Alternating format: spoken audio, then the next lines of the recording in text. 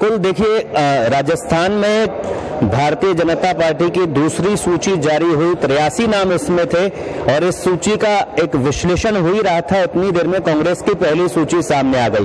33 नाम इस सूची में है, कांग्रेस की पहली सूची में लगभग सभी विधायकों को टिकट दिया गया है और 33 नाम में जो पिछली बार चुनाव हार गए थे उन पर भी इस बार कांग्रेस पार्टी ने भरोसा जताया है। आपको बता दें, पहली सूची में जो प्रमुख नाम है उनको एक एक करके आपको बता दें। मुख्यमंत्री अशोक गहलोत जो है वो सरदारपुरा से चुनाव लड़ेंगे और इसी तरह बात करें सीपी जोशी जो विधानसभा अध्यक्ष है वो नाथद्वारा से चुनाव लड़ेंगे। सचिन पायलट टोंक से चुनावी मैदान में है।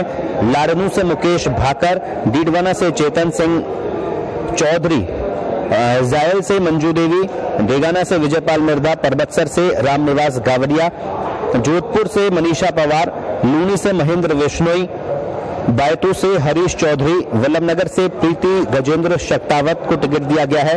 डूंगरपुर से गणेश घोगरा, बागीदोरा से महेंद्रजीत सिंह मालवीय, इसके अलावा कुशलगढ़ से रमीला खाडिया, प्रतापगढ़ से रामलाल मीणा, भीम से सुदर्शन सिंह रावत, मांडलगढ़ से विवेक धनकर, हिंडोली से अशोक चांदना को जो है टिकट दिया गया है। लक्ष्मणगढ़ से गोविंद सिंह डोटासरा को टिकट दिया गया है। ये तमाम लोग वो नाम है जो कांग्रेस के विधायक है। अलवर से टीकाराम जूली को टिकट दिया है। सिकराय से ममता भूपेश, सवाई माधोपुर से दानिश अबरार को टिकट दिया गया है। सवाई माधोपुर से भाजपा ने किरोड़ीलाल मीणा को मैदान में उतारा था, तो अब सवाई माधोपुर की तस्वीर तो लगभग साफ हो गई है। नोहर से अमित चाचान को दिया गया है। अमित चाचान भी जो है विधायक है। मंडावा से रीटा चौधरी को टिकट दिया गया है, वो भी अभी विधायक है। सबसे अहम बात जो है, जयपुर की 2 सीट पर नाम आए हैं, मालवीय नगर और सांगानेर से। तो मालवीय नगर में अर्चना शर्मा को वापस से टिकट दिया गया है। 2 बार वो चुनाव मैदान में हार चुकी है, लेकिन एक बार फिर कांग्रेस ने भरोसा जताया और लगातार उनका विरोध हो रहा था, इसके बावजूद पार्टी आलाकमान ने उन पर भरोसा जताया। इसी तरह बात करें सांगानेर की, तो पुष्पेंद्र भारद्वाज को एक बार फिर से चुनावी मैदान में कांग्रेस ने उतारा है। हमारे साथ में वरिष्ठ पत्रकार हरीश पाराशर जी मौजूद है। सर, किस तरह से देखते हैं इस पहली सूची को, 33 जो नाम इसमें सामने आए? देखिए, दोनों ही पार्टियों की अगर सूची को एक बार देखें, निश्चित रूप से भारतीय जनता पार्टी ने बढ़त ज्यादा ली, क्योंकि पहली सूची वो पहले जारी कर चुके थे 7-8 दिन पहले, और दूसरी सूची में भी उन्होंने 80 से ज्यादा नाम दिए हैं। तमाम दिग्गज सामने आ गए हैं। अशोक गहलोत, सीपी जोशी, गोविंद सिंह डोटासरा, वसुंधरा राजे, सचिन पायलट, जितने भी वरिष्ठ लोग हैं दोनों पार्टियों के अंदर, राजेंद्र राठौड़, तमाम लोगों के नाम सामने आए। और बड़ी रोचक जानकारी भी इसके अंदर है कि जहां जयपुर की बात करें हम, जयपुर में लाहौटी का टिकट कटना, नरपत राजवी को चित्तौड़गढ़ शिफ्ट करना, आपको ध्यान होगा कि विद्याधर नगर से उनका टिकट काटा गया था। सबसे जो अहम विषय, अहम जो खबर है आज की, हम कह सकते हैं बीजेपी की तरफ से, कि राजेंद्र राठौड़ को, जैसा कि बार बार कहा जा रहा था कि वो सीट बदलना चाह रहे हैं, नेता प्रतिपक्ष है आज की तारीख में, और वो चूरू से अब तारानगर शिफ्ट हो गए। तो ये एक बड़ा बदलाव हम कह सकते हैं इसको। दूसरी तरफ अगर हम बीजेपी की बात करें, कांग्रेस की बात करें, तो कांग्रेस में अशोक गहलोत अपनी पुरानी सीट से, सचिन पायलट अपनी पुरानी सीट से, गोविंद सिंह डोटासरा अपनी पुरानी सीट से है, इवन सीपी जोशी भी। लेकिन सीपी जोशी का जहां तक आप जिक्र हम कर रहे हैं, तो नाथद्वारा में आपको ध्यान होगा कि मेवाड़ राज परिवार से आने वाले विश्वेंद्र सिंह वहां अभी हाल ही में बीजेपी में शामिल हुए, विश्वराज सिंह, माफ करें, तो उनको पार्टी ने अपना उम्मीदवार बना दिया सीपी जोशी के खिलाफ। जाहिर तौर पर बीजेपी किसी भी कीमत पर दिग्गजों को अपने ही घर में घेरने की नीति, हम बार बार अखबार में भी हम कहते रहे थे, हमारी चर्चाओं में कहते रहे थे कि बीजेपी का प्रयास ये है कि जितने भी दिग्गज है उन सबको अपनी जगह पे घेरा जाए। लेकिन अब देखिए, अब दोनों की मजबूरी है। कांग्रेस और बीजेपी दोनों ने अपने ज्यादातर मौजूदा विधायकों को कोशिश की है कि उनको टिकट मिल जाए। कटे भी है टिकट, ऐसा नहीं है, लेकिन जैसे हारे हुए को टिकट मिला है, हम कह सकते हैं कि कांग्रेस के अपन विश्लेषण कर लेते हैं जी। 33 नाम ये हैं, अधिकतर जितने भी हैं जो सरकार में मंत्री भी हैं, और जिस तरह से मुख्यमंत्री अशोक गहलोत लगातार ये संकेत दे रहे थे कि जो विधायक है, सिटिंग विधायक है, उनको तो वापस से रिपीट करना चाहिए, और ये बात वो लगातार कांग्रेस की बैठकों में उठा भी रहे थे, और वो सूची में उसकी झलक देखने को भी मिली। देखिए, दो बातें कह रहे थे मुख्यमंत्री अशोक गहलोत, लगातार कह रहे थे कि एक तो जिन्होंने हमारी सरकार बचाई है, रमीला खड़िया का उदाहरण आप देख सकते हैं। रमीला खड़िया निर्दलीय थी, साथ थी, उसको कांग्रेस में लेकर के टिकट दिया है कांग्रेस पार्टी ने। दूसरा, जो तमाम लोग थे, जितने भी विधायक, चाहे वो सचिन पायलट खेमे के हों, चाहे अशोक गहलोत के साथ रहने वाले लोग हों, ज्यादातर मौजूदा विधायकों को अभी सूची में कांग्रेस ने टिकट नहीं काटा है। कुछ उदाहरण बीजेपी में जरूर सामने आए कि बीजेपी ने अपने सिटिंग एमएलए को घर दिखाया है, घर का रास्ता दिखाया है। लेकिन अभी देखिए, जयपुर की हम बात करें दर्श, अभी जयपुर में कई सीटें बाकी हैं। अशोक की लाहौटी का टिकट कटने का मतलब ये नहीं समझना चाहिए कि लाहौटी का टिकट कट गया, क्योंकि अभी बहुत गुंजाइश है। जैसे विद्याधर नगर में जिस तरह से बात आई, विद्याधर नगर में जिस तरह से नरपत सिंह राजवी के खुले विरोध के बाद उनको चित्तौड़गढ़ शिफ्ट किया गया, कोई नई बात नहीं है, चित्तौड़गढ़ से रह चुके हैं पहले, उनको वहाँ प्रतिनिधि बनने का मौका मिला। तो एक तरह से कोशिश की है बीजेपी ने कि जो नाराजगी कायम हो रही थी, क्योंकि ये बात सही थी कि जयपुर में किसी सीट पर नरपत सिंह राजवी को एडजस्ट करना इसलिए मुश्किल था क्योंकि राज्यवर्धन और दया कुमारी है, दोनों राजपूत प्रत्याशियों के रूप में पहले से ही बीजेपी इंट्रोड्यूस कर चुकी थी। एक और सर सवाल यहाँ पर ये है, क्योंकि जयपुर से कांग्रेस के विधायक हैं, परकोटे में हवा महल, किशन पोल और आदर्श नगर सिविल लाइंस, वो इस सूची में नजर नहीं आ रहे हैं। इस सूची में जयपुर के वो सीटें नजर आ रही है जो कांग्रेस पार्टी पिछली बार हार गई थी। ये एक चौंकाने वाली चीज इस सूची में नजर आई। देखिए, इसका मतलब ये आप मान के चलिए कि जयपुर की मौजूदा सीटों में कहीं न कहीं पेच है। नहीं तो कांग्रेस ने जो सीटें जितनी भी जारी की हैं अभी, जिनमें ये वो नाम है जहां हम कह सकते हैं कि सिंगल नाम पैनल रहा होगा, जहां कोई विवाद नहीं रहा होगा, जहां टिकट देने को लेकर कोई परेशानी नहीं होगी आलाकमान को भी, क्योंकि ये भी खबरें सामने आ रही थी कि सोनिया गांधी खुद नाराज है। 25 सितंबर की घटना के जो अनुशासनहीनता के दोषी लोग थे उनको टिकट क्यों दिया जाए, ये भी सवाल था। लेकिन जयपुर में जब हम बात करें, अर्चना शर्मा बहुत कम मार्जिन से मालवीय से पराजित हुई थी पिछली बार, तो दावेदारी बढ़ रही थी। लेकिन आप ये भी देख लें कि अर्चना शर्मा की खुली बगावत भी, टिकट देने का विरोध भी मुख्यालय तक पहुंच गया था। जो 4-5 दावेदार थे वो खुद पहुंचे थे AICC के ऑफिस में और वो विरोध किया। रीता चौधरी को टिकट मिला, पराजित प्रत्याशी थी। पुष्पेंद्र भारद्वाज पराजित थे। एक और रोचक जानकारी मैं आपको दे दूं कि BSP से जो हारे हुए प्रत्याशी थे ललित यादव, उनको प्रत्याशी बनाया है कांग्रेस ने इस बार मुंडावर से। विवेक धाकड़ मांडगल से हार गए थे पिछली बार, उनको फिर प्रत्याशी बनाया। तो जिन लोगों को लग रहा था, कहीं कहीं पार्टी को लग रहा होगा कि ये लोग वापस जीतने की स्थिति में आ सकते हैं, क्योंकि मुख्यमंत्री कई बार कह चुके थे और 2-3 चर्चाएं पिछले दिनों सामने आई, जब दोनों नेताओं को हम देखें, सचिन पायलट को भी देखें और अशोक गहलोत को भी देखें, दोनों की बातचीत से ऐसा लगने लग गया था कि बहुत बड़ा फेरबदल कांग्रेस की सूची में होने वाला नहीं है। हाँ, जहां पार्टी के अनुशासन का विषय आएगा, हो सकता है कि आलाकमान 1-2 पॉइंट दिखा दे, हो सकता है कुछ के टिकट काट दे, क्योंकि जिनकी चर्चा हो रही है टिकट कटने की, वो नाम अभी सूची में कहीं आई नहीं है। ये तमाम नाम जो है कांग्रेस के, जो कांग्रेस के दिग्गज है। सवाल, क्योंकि मालवीय नगर से तो जिस तरह से विरोध सामने आया था अर्चना शर्मा का, पहले जयपुर में, उसके बाद दिल्ली में AICC मुख्यालय के बाहर भी विरोध करने वाले वो लोग थे जो खुद कांग्रेस के टिकट के दावेदार थे और गहलोत सरकार में राज्य मंत्री का दर्जा प्राप्त लोग थे। लेकिन उसके बावजूद अर्चना शर्मा पर भरोसा जताना, क्या लगता है आपको इसके? देखिए, मुझे लगता है कि अर्चना शर्मा जिस तरह से पिछले 5 साल से सक्रिय रही अपने क्षेत्र में, और जितने कम मार्जिन से वो पराजित हुई पिछली बार, मालवीय नगर का मैदान था में कि किस तरह से उन्होंने कालीचरण सराफ के मुकाबले बहुत कड़ी शिकस्त में वो रही, वो बहुत मामूली मतों से, मुश्किल से मेरे ख्याल से 2,500 के करीब का डिफरेंस रहा होगा। जो विरोध हुआ था वो इसलिए हुआ था कि अर्चना शर्मा बिना उम्मीदवारी के घोषित किए हुए अपने चुनाव कार्यालय का उद्घाटन करने पहुंच गई थी। ये भी खबरें सामने आई थी। तो मुझे लगता नहीं कि अर्चना शर्मा का टिकट काटने की कोई वजह रही होगी, क्योंकि जब हम बार बार कह रहे हैं कि हमें टिकाऊ चाहिए, जिताऊ चाहिए, तो उनका प्रदर्शन अच्छा था, 5 साल से सक्रिय थी। पुष्पेंद्र भारद्वाज भले ही ज्यादा मार्जिन से आ रहे हो, लेकिन पुष्पेंद्र भारद्वाज भी उन नेताओं में थे जो लगातार अपने क्षेत्र में मेहनत कर रहे थे।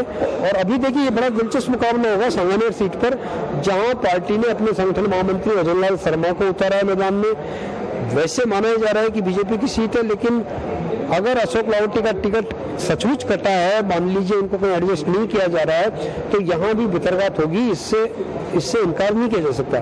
तो सांगानेर में क्या समीकरण देखा होगा पार्टी ने, क्योंकि ब्राह्मण सीट माना जाता है सांगानेर को, इसीलिए भजनलाल शर्मा को शायद वहां से इंट्रोड्यूस किया है। जी, सांगानेर का तो मुकाबला एक तरह से पूरा क्लियर हो गया है। कांग्रेस से पुष्पेंद्र भारद्वाज है और भाजपा ने इस बार सिटिंग विधायक जो है अशोक लाहोटी, उनका टिकट बदला है और बताया जा रहा था कि संघ उनसे नाराज था और ये इस सूची में देखने को मिला। भजनलाल शर्मा का नाम चौंकाने वाला है, किस तरह से उसको देखते हैं, क्योंकि वो भरतपुर से आते हैं। पहले चर्चा यही थी कि संभवतः उनको भरतपुर से टिकट दिया जाएगा, लेकिन संघ की लॉबी कह तो ये रहे कि अशोक लाहोटी से नाराज थी, संघ नहीं चाहता था कि अशोक लाहोटी टिकट मिले, लेकिन ये भी कहा जाता है कि अशोक लाहोटी को हो सकता है कि प्रताप सिंह खाचरियावास के खिलाफ, क्योंकि प्रताप सिंह खाचरियावास का हालांकि टिकट आया नहीं है, लेकिन जिस तरह से मुख्यमंत्री कल की सभाओं में कह के गए, बहुत सारी 4-5 उम्मीदवारों के नाम लिए, तो कई नाम तो क्या है कि संकेतों में पता पड़ जाता है कि अमुक व्यक्ति को टिकट मिल ही जाएगा।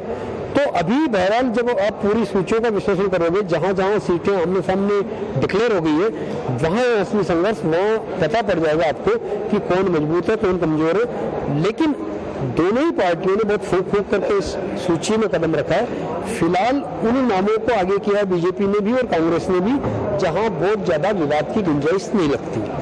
हरीश जी, कांग्रेस की लिस्ट पर एक आखिरी सवाल कर लेता हूं, उसके बाद में भाजपा की लिस्ट पर आएंगे। 33 नाम कांग्रेस की लिस्ट में हैं और लगभग सभी विधायक।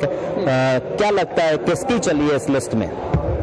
देखिए, मुझे लगता है कि जब आप कांग्रेस की लिस्ट की बात करेंगे तो अगर सिटिंग एमएलए को टिकट मिलता है, इसका मतलब मुख्यमंत्री जो बार बार कह रहे थे कि मौजूदा विधायकों के टिकट नहीं काटे जाने चाहिए, कोई एक उदाहरण इस सूची में नहीं है अभी आज की तारीख में कि किसी मौजूदा विधायक का टिकट काटा हो। हालांकि 33 लिस्ट है, मामूली सूची है, हो सकता है कि पार्टी की कवायद हो रही हो, तो देखते हैं आगे क्या रहता है, आगे की सूचियों से पता पड़ेगा। लेकिन अभी हम नहीं कह सकते कि कांग्रेस ने अपने मौजूदा विधायकों के टिकट काटने का या नहीं काटने का संकल्प कर रखा हो। जी। और इस वक्त एक और बड़ी खबर आपको बता दें, बहुजन समाज पार्टी ने भी अपने 10 उम्मीदवार और मैदान में उतार दिए हैं। भरतपुर से गिरीश चौधरी, आमेर से मुकेश शर्मा, कामा से शकील खान, महुआ से बनवारी लाल मीणा, टोडाभीम से राम सिंह मीणा, सपोटा से कल्लू, गंगापुर से रंगलाल, नीमका थाना से गीता सैनी, हिंडौन से अमर सिंह बंशीलाल, बांदीकुई से भवानी सिंह के स्थान पर उमेश शर्मा को चुनाव मैदान में बसपा ने उतारा है। 10 उम्मीदवारों की लिस्ट और जारी कर दी है। बीजेपी की लिस्ट पे बात करते हैं, क्योंकि पहले लिस्ट में 41 नाम थे, दूसरी लिस्ट में 83 नाम सामने आए हैं। पहली लिस्ट में 41 में से 7 सांसद थे हरीश जी, दूसरी लिस्ट में एक भी सांसद को टिकट नहीं दिया है। क्या लगता है, पहले लिस्ट में जिस तरह से सांसदों का विरोध हुआ है, उसके बाद भाजपा ने अपनी रणनीति बदली? देखिए, बीजेपी ने सारे काम किए, इस पूरी सूची का पोस्टमार्टम करें, अभी चूंकि एक्सरसाइज जारी है, अभी बहुत सी चीजें आएंगी, लेकिन अभी उन जिलों को पार्टी ने नहीं छेड़ा है जहां उसको ज्यादा एक्सरसाइज करनी। जैसे मैं झुंझुनू का उदाहरण दूं, या मैं दौसा का उदाहरण दूं, या करौली का उदाहरण दूं, जहां ये लगता है कि अभी बहुत एक्सरसाइज करने की जरूरत है, बीजेपी ने उनको बहुत ज्यादा नहीं छेड़ा। लेकिन जहां लगता है कि क्लियर कट टिकट देख करके असंतोष की आग कोई अगर बुझेगी भी तो उसको निपटा दिया जाएगा। जैसे मैं आपको बीकानेर पश्चिम का बताऊं, बीडी कल्ला का नाम अभी आया नहीं है, लेकिन ऐसा कहते हैं कि बीडी कल्ला के खिलाफ अगर बीडी कल्ला को टिकट मिलता है तो वहाँ नया चेहरा होगा बीजेपी का, जेठानंद व्यास के रूप में। चूरू में हरलाल सारन को टिकट दिया है, ये नए चेहरे हैं। सांगानेर में भजनलाल, नागौर में ज्योति मिर्धा जो सांसद रही है, अभी कांग्रेस से अभी ताजा शामिल हुई है। तो तमाम वैरायटी आपको इस लिस्ट में मिल जाएगी। इसमें आपको दल बदली भी मिल जाएंगे, इसमें आपको हारे हुए लोग भी मिल जाएंगे, नए चेहरे भी मिल जाएंगे, महिलाओं का भी अभी 10 नाम आप बताएगा, आपने 10 लोगों को दिया है। वो भी बात है कि राजेंद्र राठौड़ का सीट को बदलना भी एक पॉलिटिकल मैसेज की स्थिति में है, क्योंकि ये लगातार चर्चा में था कि राजेंद्र राठौड़ अपने आप को कंफर्ट महसूस नहीं कर रहे हैं चूरू में। पिछली बार भी बहुत मामूली मतों से वो जीत पाए थे, तो ऐसे में उनको जोखिम लग रहा था, क्योंकि देखिए बड़ा नाम हमेशा मुख्यमंत्री का दावेदार भी होता है। तो बड़ा नाम अगर ऐसी जगह फंस जाए जहां हार के आसार दिखने लग जाए तो कोई भी जोखिम नहीं लेगा। इसीलिए तमाम बड़े नामों ने यथासंभव कोशिश की कि वो सुरक्षित सीट पर रहे, और राजेंद्र राठौड़ ने मुझे लगता है कि जो फैसला किया होगा वो उसी हिसाब से किया है। धौलपुर का नाम चौंकाने वाला है इसमें वर्ष इस सूची में बीजेपी में देखें। बीजेपी ने कांग्रेस का जो पराजित प्रत्याशी था शोभा रानी कुशवाहा के मुकाबले जो पराजित थे शिवचरण कुशवाहा, उनको बीजेपी का मुझे लगता नहीं वो कब तक शामिल हो गए थे बीजेपी में, हुए नहीं हुए, हो सकता है हो भी गए हो साथ के साथ, लेकिन उनको उम्मीदवार बना दिया। तो BJP by hook and by crook जीतना चाहती है। शोभा रानी बीजेपी की नहीं रह गई थी, आपको ध्यान है राज्यसभा के इलेक्शन में बीजेपी से भितरघात हुआ था। तो ऐसे में अब लग ये रहा है कि दोनों पार्टियों ने मजबूत सीटों को, मजबूत उम्मीदवारों को तलाशने का काम किया है और ये काम लगातार जारी है। भाजपा की लिस्ट में 10 महिलाओं को जगह मिली है। इस लिस्ट में सूरजगढ़ से संतोष अहलावत पूर्व सांसद रह चुकी हैं। अनूपगढ़ से संतोष बावरी को मैदान में उतारा है। बीकानेर पूर्व से सिद्धि कुमारी को, जो विधायक है अभी भी। सूरजगढ़ से संतोष अहलावत। इसके अलावा अजमेर दक्षिण से अनीता भदेल, पिछली सरकार में मंत्री भी थी। जायल से डॉक्टर मंजू बागमार, नागौर से डॉक्टर ज्योति मिर्दा, हाल ही में भाजपा शामिल हुई थी भाजपा में कांग्रेस से, उनको भी टिकट दिया गया है। मकराना से सुमिता भीचर, सोजत से शोभा चौहान, ये भी सिटिंग विधायक है एमएलए। और इसके अलावा राजसमंद से दीप्ति महेश्वरी और झालरापाटन से वसुंधरा राजे को चुनावी मैदान में उतारा है। हरीश सर, 41 जो लिस्ट पिछली बार आई थी पहली सूची, उसमें 4 महिलाएं थी और ये दूसरी सूची जो है वो 83 की है और इसमें 10 महिलाएं हैं। और पिछले दिनों ही भाजपा ने संसद में महिला आरक्षण बिल जो है वो पास किया था, जिसमें महिलाओं की 33% भागीदारी सुनिश्चित करना था। पहली सूची में महिलाओं को 10% भागीदारी, दूसरी सूची में भी लगभग 10 से 11% भागीदारी। किस तरह से देखते हैं कथनी और करनी में अंतर को? देखिए यही रहने वाला है। पॉलिटिकल पार्टी जहां भी जब उम्मीदवारों का चयन करती है तो ये बात तो आती नहीं, वो बातें भले ही कर ले कि हम महिलाओं को आगे लाएंगे, महिलाओं को हम 33% आरक्षण देने की बात करें। हम तो कह रहे हैं कि आप 33 नहीं 25 दीजिए। पत्रिका में रन चला है पिछले दिनों, पत्रिका में कहा है कि मिशन 25 तो रखिए, राजनीतिक दल कम से कम ये तो करे। लेकिन ये नहीं होता क्योंकि हर व्यक्ति को अपनी राजनीतिक विरासत डूबती हुई लगती है। हर व्यक्ति को लगता है कि महिलाएं आगे आ गई तो हो सकता है कि उनकी जो सनातन सीट है, एक तरह से मैं उसको कहूँगा लगातार जो चलती आ रही है उसमें वादा आएगी। तो ये सोचना चाहिए। अभी तो चूंकि सूचियां आना बाकी है तो राजनीतिक दलों को कोशिश करनी चाहिए। जो महिलाएं हैं वो भी वही हैं जो राजनीति में कहीं कहीं पहले कदम रख चुकी है। नए चेहरों को मौका बहुत कम मिलता है, या तो चुनाव हार चुके हैं या चुनाव जीत चुके हैं। ऐसे चेहरे ही महिलाओं के रूप में राजनीति में सक्रिय दिखते हैं। होना ही चाहिए कि कोई मेयर रही हुई है, कोई नगर पालिका में पार्षद रही हुई है, कोई गांव की सरपंच रही हुई है, उनको अगर आगे लाने का काम हो तो मुझे लगता है कि ये बहुत बेहतर प्रयास हो सकता है। हरीश जी, भाजपा की जो सूची है 83 नामों की, इसमें कुछ ज्यादा परिवर्तन नजर नहीं आ रहा है। लगभग सभी या तो सिटिंग एमएलए हैं या फिर पिछली बार हारे हुए हैं। बहुत मामूली परिवर्तन उसको कह सकते हैं जिसमें हुआ है। क्या लगता है किसकी चलिए? क्या वसुंधरा राजे को एक बार फिर से उनके समर्थकों को टिकट दिया है पार्टी ने?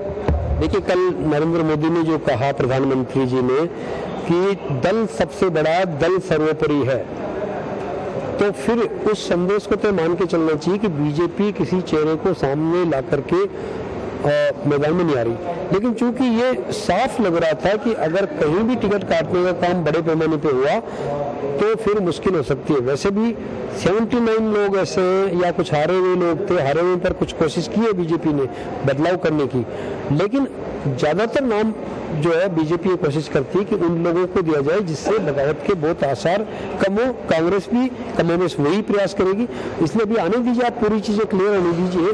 अभी आपको हो सकता है कि बहुत बड़ा बदलाव नजर नहीं आए दोनों राजनीतिक दलों में, क्योंकि बड़े नाम करीब करीब आ चुके हैं। जिनके नाम कटने के वो जरूर थोड़े संदेह है कि भाई उनका कटेगा कि नहीं कटेगा, उनका नाम रहेगा कि नहीं रहेगा। जिसमें पार्टी से बगावत करने वाले, पार्टी के खिलाफ बयान देने वाले, दोनों ही पार्टियों की बात कर रहा हूं मैं, वो सब शामिल है। तो देखना अभी सूचियां आने दीजिए, उसके बाद पता पड़ेगा कि क्या स्थिति एक्चुअल में रहने वाली है। बात करें नरपत सिंह राजवी की, हरीश जी, विद्याधर से उनका जो है टिकट काटा गया है और उसके बाद अब उनको इस वक्त की बड़ी खबर भी है, बता दें आपको, बहुजन समाज पार्टी ने 10 उम्मीदवारों की जो लिस्ट है वो जारी कर दी है और वो स्क्रीन पर आप देख रहे हैं। टोडा भीम से राम सिंह, गंगापुर से रंगलाल मीणा, निमका थाना से गीता सैनी, ये तमाम वो नाम है जो बहुजन समाज पार्टी की लिस्ट में है। किस तरह से देखते हैं हरीश जी, क्योंकि बहुजन समाज पार्टी वो तीसरी बड़ी दल राजस्थान में मानी जाती है। पिछली बार जो 6 विधायक थे, 2 बार से लगातार ऐसा हो रहा है। 98 को भी देखें, 98 में भी 6 विधायक थे और इस बार भी जब भी मुख्यमंत्री के रूप में अशोक गहलोत आए, बीएसपी 6 सीटें लेके आई और बीएसपी एक तरह से ताड़नाहार भी रही सरकार के लिए। तो ऐसे में बीएसपी को कहीं कहीं लगता है, क्योंकि अभी आप अगर पिछले नतीजे भी देखेंगे तो आपको कई बार ऐसा लगेगा कि बीएसपी कुछ इलाकों में सक्रिय हो रही है। धौलपुर है, करौली है, सवाई माधोपुर है और ये जो क्षेत्र अलवर का भी कुछ हिस्सा आप उसमें से ले सकते हो। यहाँ पर बीएसपी ने अच्छा दखल किया है। पिछले अगर नतीजों को हम देखें तो बीएसपी निश्चित रूप से लड़ने के लिए वो कोशिश करती है और उसका प्रयास ये भी रहता है कि और भी नहीं तो कम से कम वो किसी भी उम्मीदवार को जिताने या हराने की स्थिति में आ जाए। तो उस सूची को भी गंभीरता से मुझे लगता है राजनीतिक दल ले रहे होंगे। जी हरीश जी, जयपुर शहर की बात करें तो लगभग मालवीय नगर से कालीचरण सराफ, आमेर से सतीश पूनिया, चोमू से रामलाल शर्मा, फुलेरा से नरेंद्र कुमावत, बगरू से कैलाश वर्मा, ये लगभग वही नाम है जो पिछली बार भी थे। किस तरह से इसे देखते हैं आप? देखिए, इसमें एक सवाल तो आता है कि पहले कहा जा रहा था कि पार्टी के सर्वे हुए काफ़ी और सर्वे में कई लोगों के नाम काटने की बात आई है। सर्वे में ये भी सामने आया था कि इस बार कुछ और नया आएगा। लेकिन जब राजनीतिक दल कवायद करते हैं टिकट को देने की, छीनने की, काटने की, तो कई एफएम बट उसके अंदर आते हैं। तो मुझे लगता है कि यहाँ भी ये सारी जो चीज़ें हुई है, जिस तरह से टिकट रिपीट किए गए हैं, जिस तरह से हारे हुए को मौका मिला है, उससे लगता है कि पार्टी बहुत बड़ी जोखिम लेने की स्थिति है। क्योंकि जोखिम लेने की स्थिति में इसलिए नहीं है क्योंकि आप ये मान के चलिए कि जो व्यक्ति या तो पिछला विजेता था या पिछला हारा हुआ था, पराजित था, दोनों ही स्थिति में वो व्यक्ति तीसरी बार ऐसा नहीं है कि वो दोबारा चुनाव नहीं लड़ेगा, वो निर्दलीय लड़ेगा, किसी दूसरी पार्टी के खेमे में जाएगा। हमने देख लिया शोभा रानी कुशवाहा का उदाहरण आपके सामने कि शोभा रानी को पार्टी ने अगर बाहर किया तो कांग्रेस ने हाथों हाथ ले लिया, तो बीजेपी ने भी वही किया कि कांग्रेस के उम्मीदवार को अपने पास ले लिया। तो राजनीति में सब चलता है। जी हरीश जी, क्योंकि कांग्रेस की सूची आने के बाद 33 नाम सामने आने के बाद में कुछ सीटों पर तो लगभग मुकाबला अब साफ हो गया, तस्वीर साफ हो गई है। जैसे सवाई माधोपुर में दानिश अबरार और किरोड़ीलाल मीणा के बीच टक्कर रहेगी। सांगानेर में पुष्पेंद्र भारद्वाज और भजनलाल शर्मा के बीच टक्कर रहेगी। मालवीय नगर में अर्चना शर्मा और कालीचरण जो सराफ है एक बार फिर से नजर आएंगे। इन सीटों को किस तरह से आप देखते हैं, क्योंकि अब मुकाबला तस्वीर पूरी तरह से साफ है? देखिए, निश्चित रूप से सिटिंग एमएलए जो भी होगा उसको जोर लगाना पड़ेगा दोबारा आने के लिए, क्योंकि हम हमेशा देखते हैं कि सिटिंग एमएलए चाहे वो सत्ता पक्ष का हो चाहे विपक्ष का हो, उसके खिलाफ कहीं न कहीं नाराजगी हो ही जाती है। अब ये बात हो रही है कि आपका कद कैसा है। मान लीजिए वसुंधरा राजे है, अब वसुंधरा राजे का कद ही ऐसा है कि उनके खिलाफ आप जब तक कोई उनके समकक्ष व्यक्ति को खड़ा नहीं करते, जब तक उनकी हार मुझे लगता नहीं कि मुश्किल है। लेकिन देखिए, लोकतंत्र है, लोकतंत्र में हम ये किसी के लिए दावे से नहीं कर सकते कि अमुक व्यक्ति तो जीतेगा ही जीतेगा। लेकिन सचिन पायलट, अशोक गहलोत, सीपी जोशी, ये तमाम बड़े नाम ऐसे हैं, सतीश पूनिया भी आप उसमें कह सकते हो, अध्यक्ष रहे, गोविंद सिंह गोटाखरा भी कह सकते हो। लेकिन बड़े नामों को घेरा ज्यादा जाता है, इसलिए बड़े नामों की हार जीत को लेकर के बहुत चौकन्ना रहती है पार्टी। हमने देखा जब एमपी का चुनाव हुआ, अशोक गहलोत के पुत्र वैभव गहलोत किस तरह से हार गए, ये भी हमने देखा। किस तरह से जीतना, जिसकी लगता है कि बहुत जिताऊ उम्मीदवार है, वो इन मौके पर ऐसी हालत में आ जाता है, चक्रव्यूह की तरह फंस जाता है कि उसको हार का सामना करना पड़ता है। तो ये तमाम उदाहरण सामने है, इसलिए हम केवल नाम देख के नहीं कह सकते कि नहीं, हाँ ये कह सकते कि यहाँ मुकाबला रोचक होगा। जो दो जहाँ नाम सामने आए, खासतौर से सिटिंग एमएलए की मैं जरूर कह सकता हूँ, चाहे वो कांग्रेस के हो चाहे बीजेपी को, उनको जनता के दरबार में जाते वक्त कई चीजें लेकर जानी पड़ेगी। उनको बताना पड़ेगा कि उन्होंने 5 साल क्या किया, क्या नहीं किया, तब जाकर के हम कह सकते हैं कि वो जीतने की स्थिति में आ सकते हैं। नहीं तो चुनाव है और लोकतंत्र असली जो बाजी है वो जनता के पास रहने वाली है। जी। जिस तरह से बार बार खबरें छन कर आ रही थी, वसुंधरा राजे को पार्टी इस बार साइडलाइन कर रही है और उन्हें दिल्ली में मौका देने की, दिल्ली में उनके लिए भूमिका तैयार की जा रही है पार्टी की ओर से, लेकिन झालरापाटन से उन्हें चुनावी मैदान में उतारा है। मतलब पार्टी ने प्लान बी पर भी काम शुरू किया है।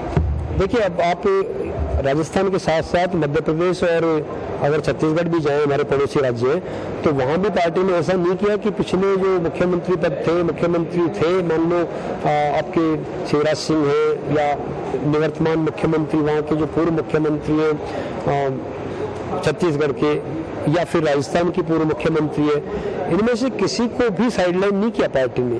क्योंकि देखिए, ये चेहरे होते हैं, आप इनको अलग करके चुनाव मैदान में जाएं ये भी संभव नहीं है। और राजस्थान के बारे में तो बार बार ये कहा जा रहा है कि चूंकि राजस्थान में कोई बड़ा नाम नहीं है बीजेपी के पास, तो ऐसे में वसुंधरा राजे जैसे चेहरे को सामने रखना उसकी मजबूरी है। उनको आपको स्टार प्रचारक बनाना पड़ेगा, उनको मैदान में भेजना पड़ेगा। ये बात और है कि संगठनात्मक लिहाज से आपने उनको कितनी तवज्जो दी है, ये बात और है कि उनको आप चुनाव प्रचार में कितना यूज करेंगे। लेकिन वसुंधरा राजे को लेकर के किसी तरह की जो संदेह वो इसलिए नहीं होना चाहिए क्योंकि भूपेश माफ करें वहाँ पर रमन सिंह छत्तीसगढ़ में, और जब शिवराज सिंह को टिकट मिल सकता है तो राजस्थान में स्वाभाविक दावेदारी वसुंधरा राजे की बनती थी। अब ये बात हो रही है कि अगर पार्टी सत्ता में आती है तो वो कमान किसको सौंपने वाली है। जी। ज्योति मिर्धा हाल ही में कांग्रेस से भाजपा में शामिल हुई है और ये कयास लगाए जा रहे थे कि उन्हें सांसद का चुनाव नागौर से पार्टी लड़ा सकती है हनुमान बेनीवाल के खिलाफ, लेकिन जो इस सूची में नागौर से ज्योति मिर्धा को टिकट दिया गया है। किस तरह से इसे देखते हैं आप? राजस्थान की राजनीति में उनको सक्रिय रखा जाएगा? देखिए, ऐसा कुछ नहीं कह सकते क्योंकि हमने पहले भी देखा कि जो एमएलए बन गए थे पार्टी के, बीजेपी के, उनको विधायक पद से इस्तीफा दिलवा करके सांसद का चुनाव लड़ाया। अगर मान लीजिए ज्योति मिर्धा यहाँ परफॉर्म कर भी जाती है और पार्टी सत्ता में होती है, देखिए पार्टी अगर विपक्ष में होगी तो हो सकता है वो रिस्क नहीं ले, लेकिन पार्टी अगर सत्ता में होगी तो ठीक है, बाई इलेक्शन में आ जाएगी दोबारा। लेकिन ये कल्पना है केवल। लेकिन मेरा ये कहना है कि ज्योति मिर्धा को विधायक का चुनाव लड़ाने के पीछे मंशा ये है कि जो जाट बेल्ट है, जिसके बारे में अब तक ये कहा जाता था कि वहाँ हनुमान बेनीवाल ने आरएलपी की जड़ें जमाने की कोशिश की है, और निश्चित रूप से आपने देखा कि कोई जमाने में नागौर, नाथुराम मिर्धा, रामनिवास मिर्धा, इतने जो नेता मिर्धा फैमिली, या फिर आप परशुराम मदेरणा को ले लीजिए, मदेरणा फैमिली, चूंकि मदेरणा की बेल्ट अलग आ जाती है अगर अपन मारवाड़ की बात करें, लेकिन नागौर की बेल्ट में जो मिर्धा परिवार का दखल था, उसको जिस तरह से तोड़ने का काम किया था हनुमान बेनीवाल ने, उसको लेकर के पार्टी को लगता था कि शायद मिर्धा के नाम पर फिर एक बार कोशिश की जाए तो बीजेपी वहां अपनी राय जमा सकती है। क्योंकि अभी बीजेपी को अगर टिकट मिला है, बीजेपी को आरएलपी की सीट की वजह से वहां हनुमान बेनीवाल ये कहते हैं कि मैं जो बीजेपी को जिता के लाया, मैं समर्थन की वजह से लाया। लेकिन अब देखना है कि हनुमान बेनीवाल का रुख क्या रहता है। वो वापस समझौता करेंगे बीजेपी से या फिर वही खुले में आएंगे। तो नागौर की पॉलिटिक्स बहुत रोचक रहती है, पॉलिटिकल लिहाज से भी देखेंगे क्या होने वाला है। निश्चित तौर पर जिस तरह से राजस्थान को लेकर अब सूची सामने आई है, भारतीय जनता पार्टी की पहली सूची में 41 नाम थे और दूसरी सूची में 83 नाम सामने आ गए हैं। कांग्रेस की पहली सूची में 33 नाम है। लगभग अब धीरे धीरे तस्वीर साफ हो रही है और बताया जा रहा है कि एक दो दिन में और कांग्रेस भी अपनी दूसरी सूची भी जारी करेगी। उसके बाद में पूरी तरह से चुनावी मैदान में कौन कौन उम्मीदवार होंगे ये भी साफ हो जाएगा। और अब क्योंकि 25 नवंबर को मतदान होना है तो देखना ये होगा कि किस तरह से ये भाजपा और कांग्रेस के उम्मीदवार है वो अपनी पार्टियों के भरोसे पर खरा उतर पाते हैं।